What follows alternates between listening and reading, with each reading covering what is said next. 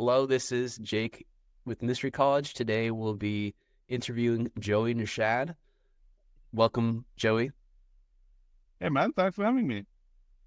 Yeah, it's a pleasure having you. I've loved watching your videos on Facebook, like the Tai Chi forums you do and the long form posts.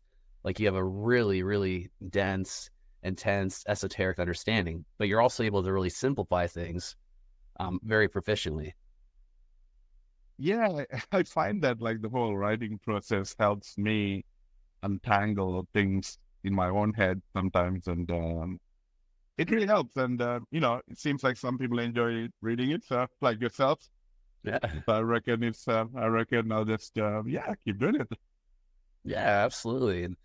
And you've been doing this for like you've been doing Tai Chi and yoga for countless years, and you've traveled to all the best masters and work with them closely, and then become really close friends with them.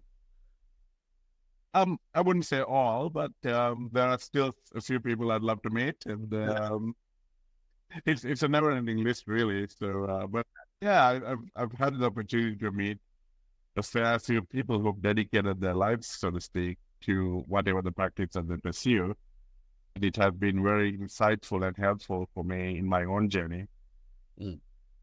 Most definitely been the case. And I mean, just to be clear, in terms of yoga, I'm not really know much about yoga as we practice it in the West, as we know now. I mean, I kind of refer to yoga in the more from a more traditional sense in terms of from the roots of yoga, the word yuj, right? Like in order to connect or to become one with the divine type of thing.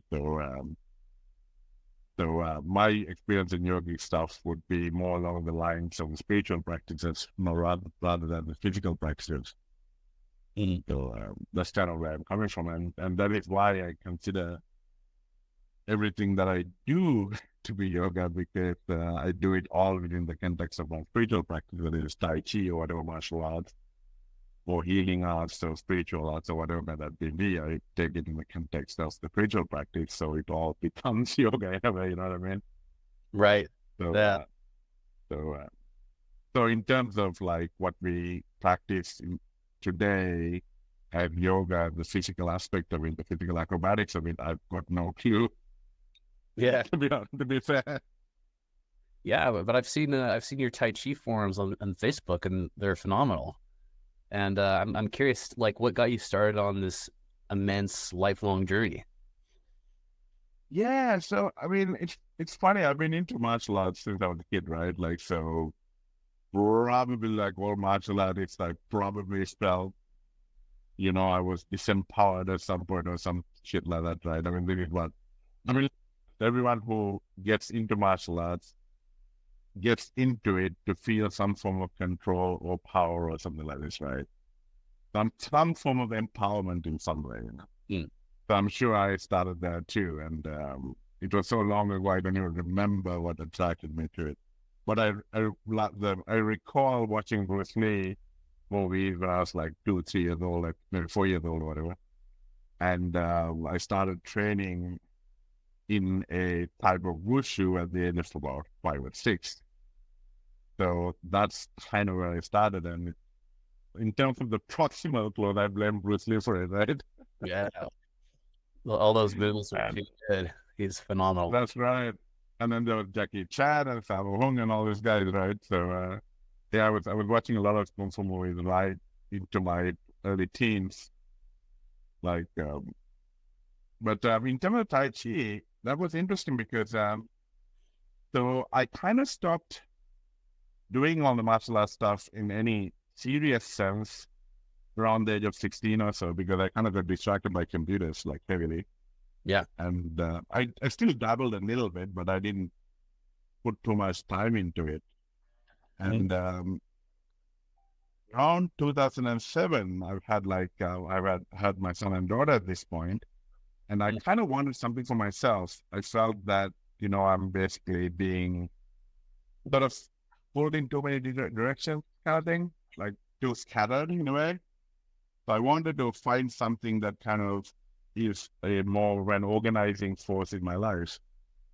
So, and I wanted to pursue sort of meditation and that type of stuff, but I soon realized that I simply didn't have the patience for it. Like I had too much energy.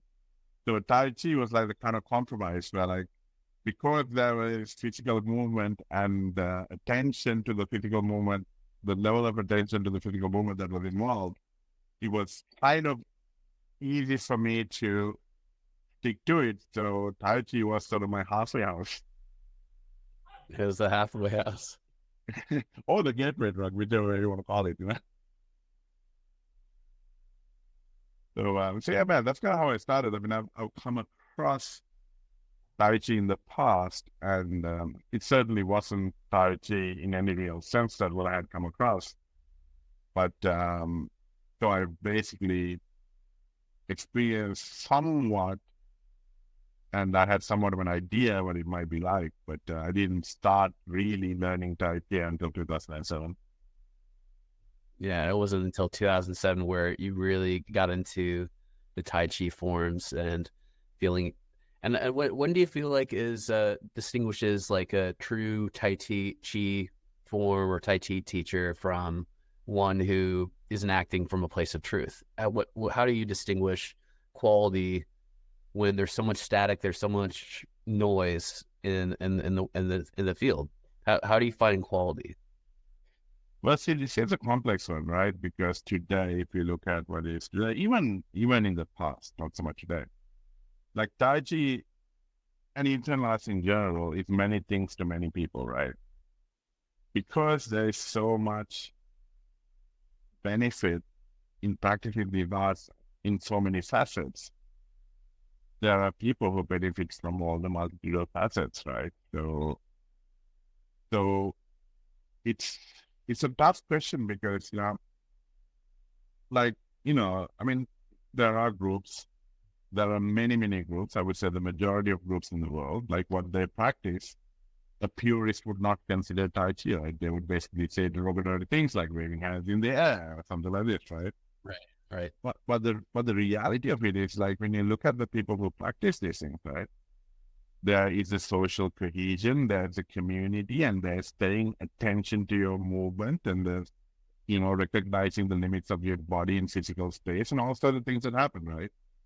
So there is a lot of benefit from it. I mean, actually, there's a lot of scientific literature that show that there's significant benefit to what the purists would consider to be waving hands in the air, for example, right? So, Yeah. is it not Tai Chi? No, I mean, it is Tai Chi in some way, shape, or form, but it is not the full package and it is not the be all and end all, but it is still valuable because people are benefiting from it, right? Right. That totally makes. So, yeah, so it is not Tai Chi. It is maybe someone would say that it's Tai Chi inspired, right? Or a very basic version of Tai Chi, but it is still what it is, right? I mean, of course, you're not going to be like a prize fighter doing things this way, right? Or you're not going to be enlightened doing things this way, but it has its benefits, right? So in terms of what really makes Tai Chi, so basically there's two different things. So first thing we need to tackle is what makes something internal, right? Mm. So that tends to be a bit of a broader definition in the sense that it is, I mean, internally the big camp where Tai Chi is a bit more specific within that internal camp. And if you look at internal arts, right? So there's still two things, right? In my view, that's like I've come across two dominant views of what it is internal. So one would be that people would say where the insides move the outside of the body, right? So rather than using the prime mover muscles to drag the bones around, you would basically change the internal structures of your body to motivate changes in the external structure that move the bones around, right? So that is a very physical definition of what an internal art is. And so by that definition, some types of system I would be considered initial internal art, which I think is fair, right? So it is a very purely physical view, but it has its merit, right? But then there is the more stricter definition where people say, like, if your body stimulates the movement of chi, then that is an external art. But if you move the chi to move the body, then that's a truly internal art. So the idea is that internal movement and power is motivated by you directly moving and mobilizing chi.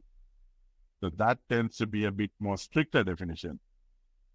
So from a purist point of view, I would say that that definition would probably be the most strictest definition. So, I mean, whenever I find people who mobilize chi to do anything, whether it's movement or generating power or doing whatever it may be, that's pretty impressive. Like it's not very common. It's fairly rare, right? I mean, there are people who can move chi, but they can't really mobilize the body using the chi. So when you find someone who can mobilize chi to generate power or move the body or do all kinds of other stuff, it's actually, I would say, yeah, like that's basically the real deal, right? But that doesn't mean that the people who don't really interact with chi, but who can move the inside of their body to move the outside of their body and interact with the body with certain mental states that make that possible, is without merit, right? Right. That is also pretty damn impressive. I mean, there's not many people who can do that either, right? Right. So yeah. So my kind of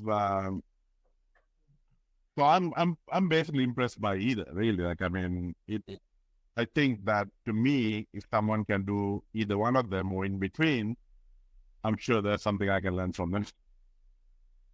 Yeah. Yeah. When you put it that way, that makes a lot of sense that like wherever people place their mastery and whether they're sensitive or not sensitive or whether they are from either of those schools of thought, like if they put in the work and if they are dedicated and love what they're doing, then that's going to transfer into how they're sharing with students and it's going to lift everyone up. Well, that's the thing, right? I mean, and that's a certain thing, like, there are certain mental qualities like grit and perseverance and the ability to remain focused that is quite impressive with anything people can basically put 20 years of their life into, and they like people who pay that level of attention to anything has valuable insight to offer, is my experience. Like it is not doing something mechanically over and over again for 20 years. It's basically looking deeper and deeper into something and refining something for 10, 20 years on a regular basis. I mean, that's a serious commitment, and that level of commitment results in some level of insight that is pretty impressive most of the time, right? So, I mean, this is the whole idea of Kung Fu in the first place, right? So, Yeah. one of my teachers, like, I asked him, like, what exactly do Chinese mean when they say Kung Fu? And he basically said to me that, you take one sheet of paper at a time and you pile it up. And it's like one day you get a phone book that you can whack someone with. But, when you only have like 3 sheets of paper, it's probably not going to even hurt a fly. Yeah. So his way of Kung Fu was like that. It was basically like the skill and experience and insight achieved through hard work diligently over a long period of time. So, I mean, that alone is impressive, right? So yeah, it's just a lot to be said about it. Yeah. Yeah. That's brilliant. And did you find that there was any like specific type of anecdotal or transformative moments for you in your Tai Chi practice where you felt either where you were really feeling like you mastered the form of it and that like and that was a real and there's a breakthrough or if there was another moment where you felt like the energy moved through and that being a different breakthrough. Have you had experienced either of those moments in your practice? Um, so I tend to not pay too much attention to what the mind likes to fabricate. I mean, there's a lot of things that are fleeting. The mind fabricates it, and when you see through it, it's not something else altogether, or it's nothing at all. That type of thing, right? Like Yeah. things like that, I try to not get excited about. But so when I first started Tai Chi in 2007, I was training under the disciple of a very well-known teacher, and my teacher, who was a disciple, he also comes from a hard external cultural background, and he was forced to reckon with, and I still don't want to be touched by him. Like he was deadly with his external arts, and his Tai Chi practice made his external arts so much better. Mm. But in terms of the Tai Chi practice, I was marrying with too much luck, because the level of detail in terms of the process was very opaque. Like, so it akin to like, okay, do this shape and relax, or like, do this shape and sink into the ground, or do this straight and experience your feet sink into the ground. Like that level of detail, right? In terms of Right. practice, it was just because it's just too vague to make significant progress, because all those things you can do in so many different ways, right? So it's not precise enough to serve as instruction to make rapid progress. So for about 3 years, I was working with this, and wasn't really getting very far, to be honest. And it wasn't because the teachers weren't generous. It wasn't because I wasn't putting enough time. I mean, from 2007 onwards, I put about at least 2 to 4 hours every day to practice, right? So it wasn't that I wasn't putting in time, and I was like basically being on online forums, reading everything I can get my hands on, and so on and so forth. But I wasn't really getting anywhere because it was just too vague, right? And then I met Mark in 2010.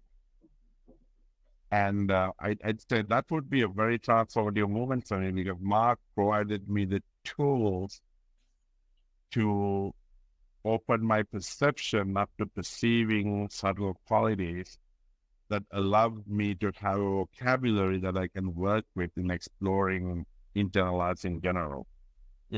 So, I mean, in the sense that I wouldn't consider myself an expert in hermetics in any sense of the word, but the foundation work that I did with Mark in terms of how he applies hermetics to physical performance and power, that practice gave me the tools and the insight, and more importantly, opened up my perceptions to work with the subtle qualities involved in the internal arts, which made my subsequent learning possible. Like if I haven't had that experience, I would still be stuck in the gross physical level. It's like, okay, just sink into the ground, or let your feet sink into the ground, or relax, or something like this, right?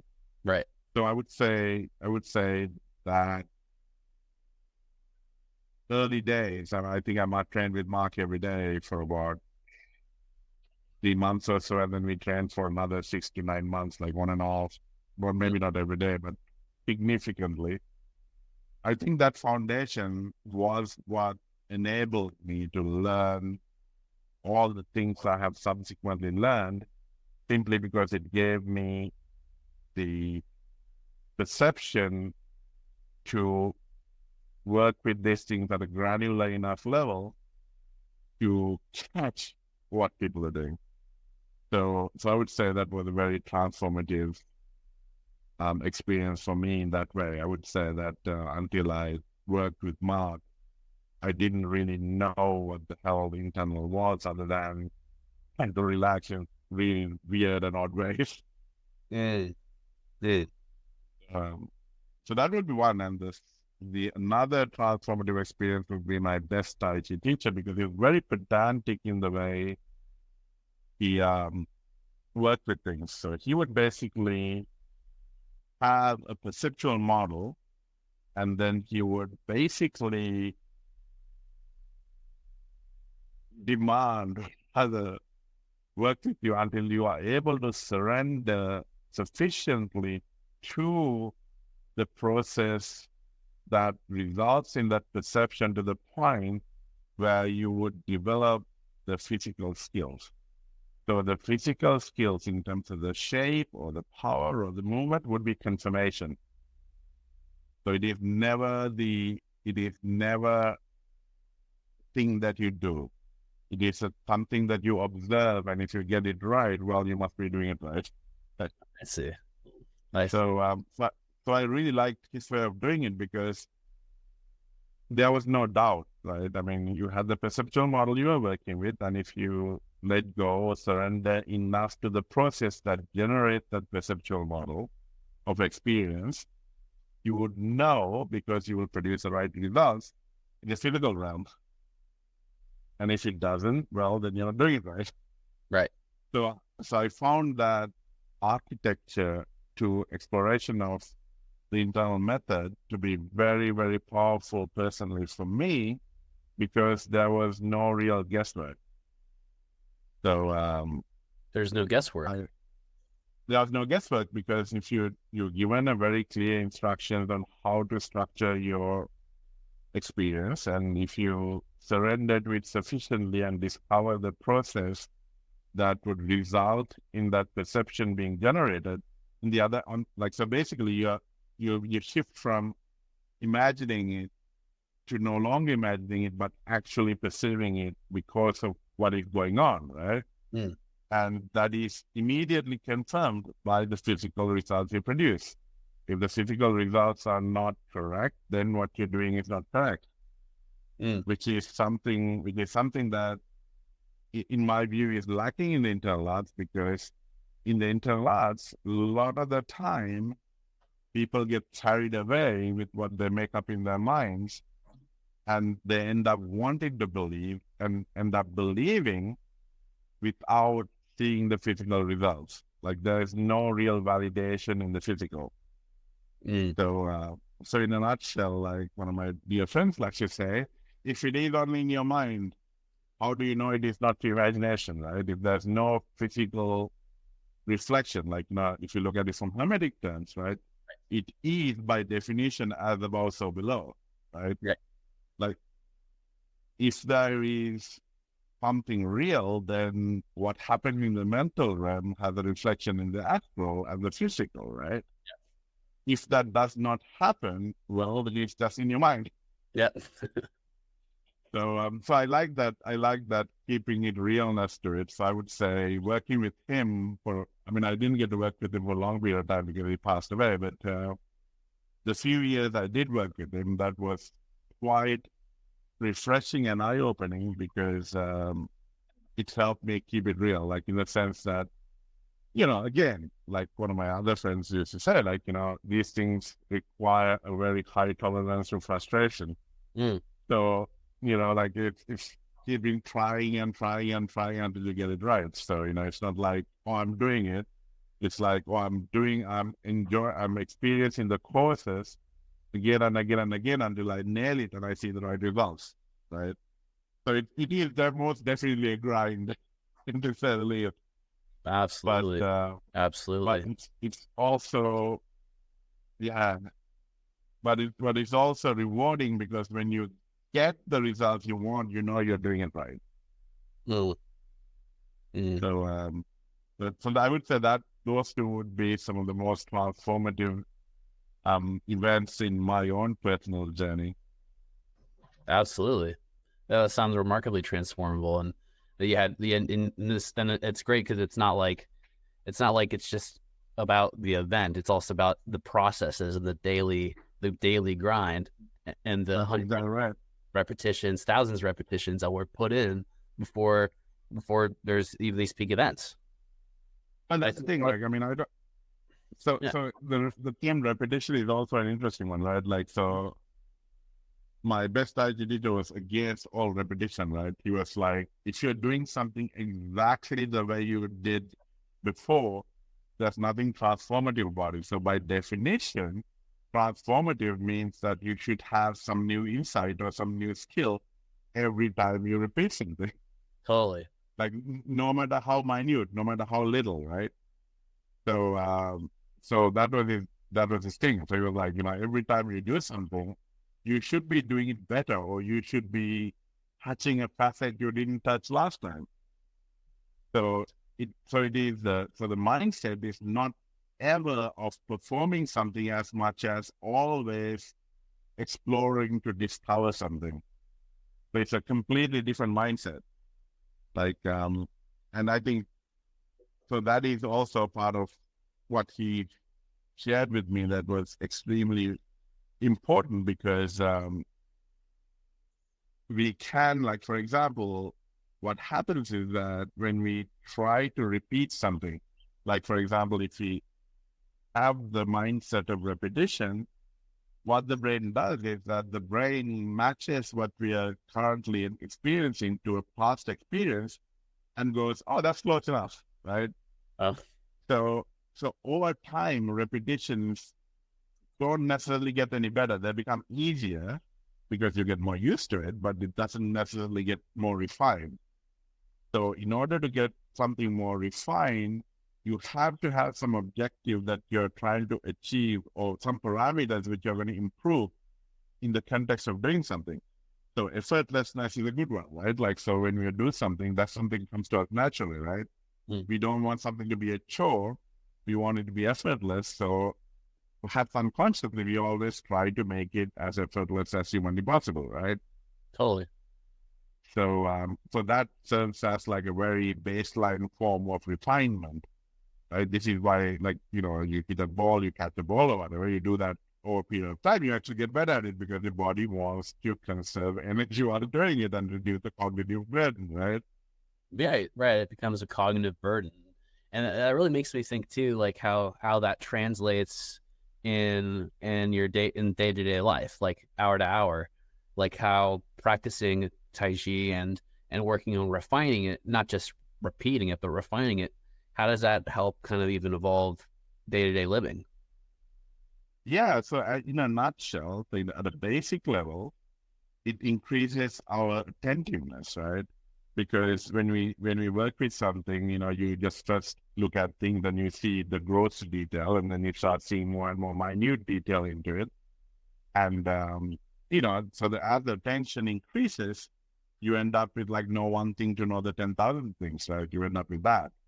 So at the end of the day, it's all about attention and stillness of that attention, right? So whatever we apply ourselves to, rather than compulsively repeating it in a mindless manner based on past memory, if you're applying some parameter of improvement or refinement to it, it becomes a much greater experience overall because like things we do compulsively, we don't even remember, do we? Like, we just go through the motions, and at the end of the day, it means nothing, right? Like it may mean something prior to like satisfying the compulsion, but once the compulsion is satisfied, it means nothing, right? Mm. But when you're attentively trying to refine something, it's a much more rewarding experience. Like even if it is something simple as like, I get out of the bed and how can I open the bathroom door easier or more effortlessly every time I try to open it, right? So it becomes a lot more um, rewarding experience rather than compulsively opening the door. You don't even remember that you opened the door. You know what I mean? Mm. Yeah, that's brilliant how that translates into everyday life, where you find more ease and grace, and you find refinement in your day to day activities, and you have a greater level of stillness and mindfulness that you can then apply in order That's to right. refinement in every aspect of your life and be lifelong cultivator and all day cultivator. Absolutely, because it translates like the tension, the capacity for attention that you develop in any aspect, right? Can be, I'm not saying it necessarily will be because, you have mental aversions, but it can be applied to every aspect of your life because it is a core skill, right? Mm. So you can be attentive to all kinds of aspects of everything. And when you look at life, once you strip the labels away and look at what something truly is, it's actually very rich and vibrant place. It's just that our mind likes to label things, and the second it labels something, all that detail disappears because now we are dealing with labels and not the thing itself. Mm. So, so that aspect of it is actually very, much in line with any kind of spiritual practice. So, so what I like to do is that the states or conditions or processes that I touch in my spiritual practice, I bring it into the internal arts practice so that I can explore it deeper through the vehicle of physicality Mhm. rather than just through my mental experience. Mm. Yeah, and I wonder that makes me wonder about how with your mental experience, like when you're going through your Tai Chi practice or day to day life, like how do you feel that your self talk is transformed? Like how do you find that you talk to yourself before, during, after your Tai Chi session? Yeah, so that's an interesting one because so the only self-talk that really happens is in the process of driving the practice itself, because the practice itself doesn't really involve much self-talk because you're basically focusing on being attentive rather than being analytical, Mm. to say the least. I mean, analysis adds value, but analysis adds value not in terms of perceiving things. Analysis adds value in terms of guiding your practice, right? I Mm. mean, analysis, the rational, analytical part of your mind is not completely useless, but it is unhelpful in many ways, but helpful in driving the direction and the process of your practice. But the reasoning mind and labeling mind is a complete hindrance in the practice itself, because like we have this thing where the brain for energy efficiency likes to label things as quickly as possible. Mm. So the second you label something, you stop seeing the detail of what it is, and now you only see the label now. So, so it is. So the practice is not about thinking, but in terms of guiding the practice, thinking is helpful. In terms of guiding the practice, thinking is helpful, like, but during the actual practice, you want to just maintain complete awareness and attentiveness. And so Yes. the thoughts and the forms are premeditated, they're studied, and then you enact them. Am I misunderstanding that? So in the way of the internal arts, the way, like, I mean, not everyone does it this way, but generally in the internal arts, my preferred method of exploring the internal arts is effectively maintaining a preference to experience whatever is happening in a structured fashion, but leaving that structure open-ended where you can perceive things that are outside of that. Mm. So what happens is that when we have a preference to experience things a certain way, the mind and the body organizes itself to operate in a certain way to maximize the experience of that particular model that we're trying to experience, right? Mm. So so this is the genius of the internal arts in the sense that they've worked out that by structuring your experience, you can actually guide energy and achieve very impressive physical things. And the important part is that you just simply maintain a preference. You're not imagining it.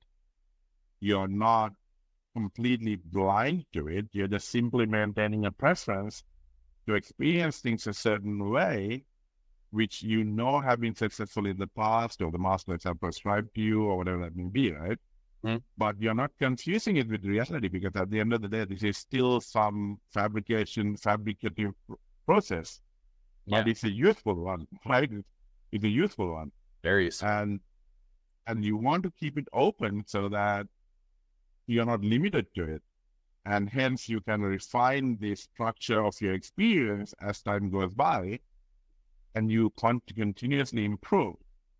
But if you think that this is how the reality is, then again, your improvement stops, because you're not stuck in this box where you have defined your reality to be that, right? And reality is not really defined by your imagination.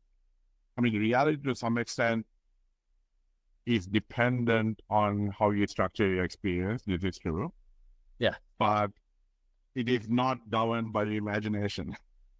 it's not gonna. So Yeah, yeah, so but it's actually quite a genius process, and certainly it is not something that is just shared by Chinese internal arts. It's also, you can see it in yogic traditions, but I mean they tend to use the word visualization, which I'm not really a huge fan of.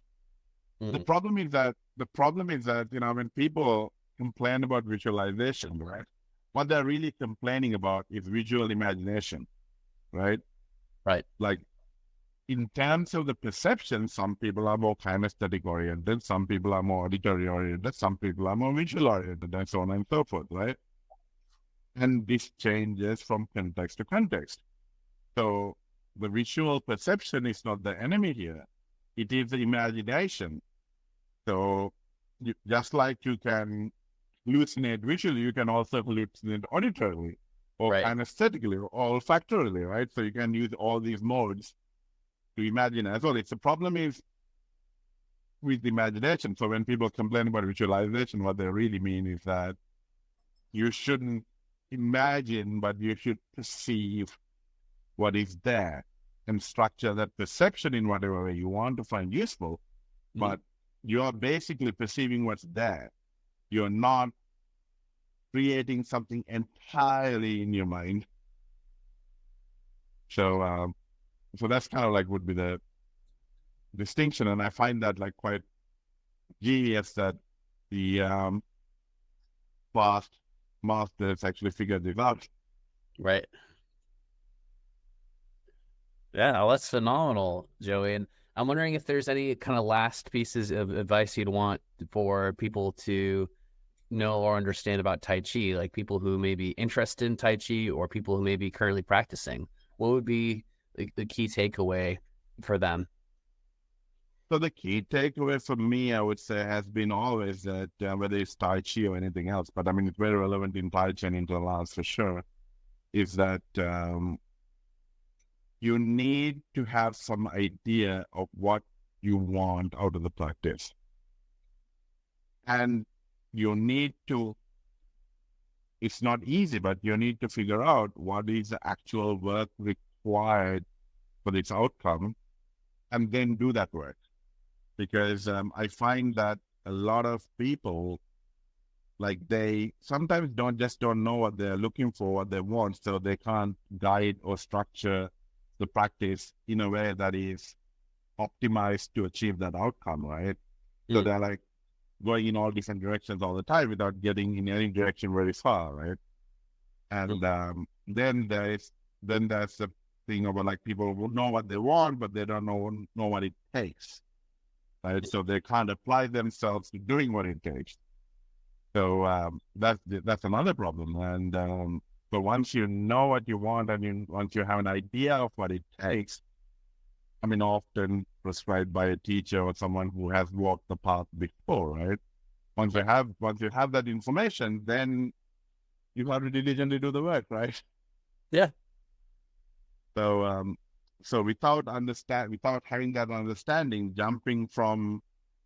superficially jumping from one teacher to another or one practice to another your entire lifetime, it's rarely going to get you somewhere.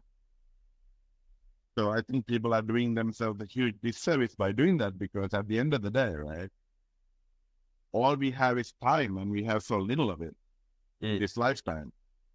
So one has to be a little more sort of diligent about where and how you spend that time. Because I mean, one of the things with the human condition is that we think that we are born one day and then one day we die, right? right, So we are born one day and every day we die a little, because every day our life is shorter by one day. You know what I mean? right. So it is not that we live a lifetime and die one day. It's like it's on the other. It's not that. It's basically we are born one day and we keep dying until we are fully dead. Yeah, that's true. That's true. That's really the process that's emerging, isn't it? Yeah. So one has to be somewhat mindful of that fact that, you know, you don't have infinite time in the world. So you need to use it wisely. And I think Buddha's last words, and his death was that the biggest problem is people think that they have time. And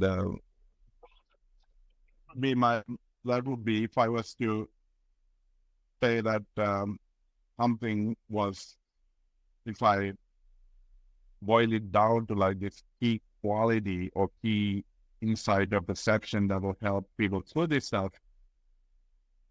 Internal arts, just like for sure, but not just internal arts, is that recognize that you have very limited time in this lifetime and know what you want, figure out what work is required to achieve what you want, and diligent to do it. Yeah, wonderful. Is there anywhere that the people can like follow you or like see your videos? Like, where's the best way for people to check in on what you're up to? Generally Instagram and Facebook tend to be more current.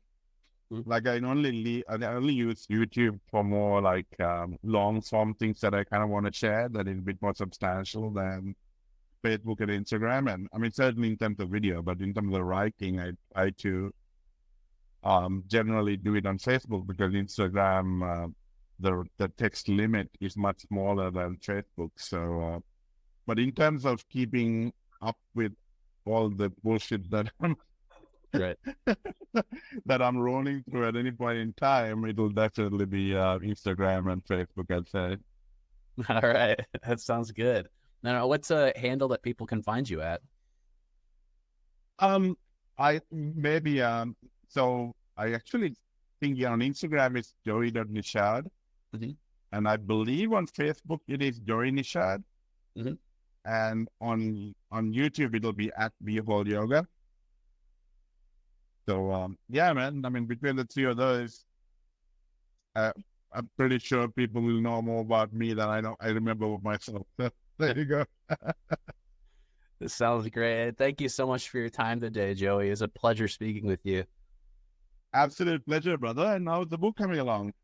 Oh, it's coming along great. I've got another person signed on to help edit it, so it's going through its second revision, and I really appreciate the feedback you gave for it too. It's super helpful. Cool, awesome. Yeah, sorry I've been traveling lately because I couldn't actually get back to providing more feedback than the first round. But once life settles down, if you still need some feedback, I'm happy to have another look. But Yeah, all the best, brother, and I'm looking forward to reading it, man. Like it'll be awesome. sounds great. Thank you so much, Joey. All right, bro. Take care. Thank you so much. Bye. Bye.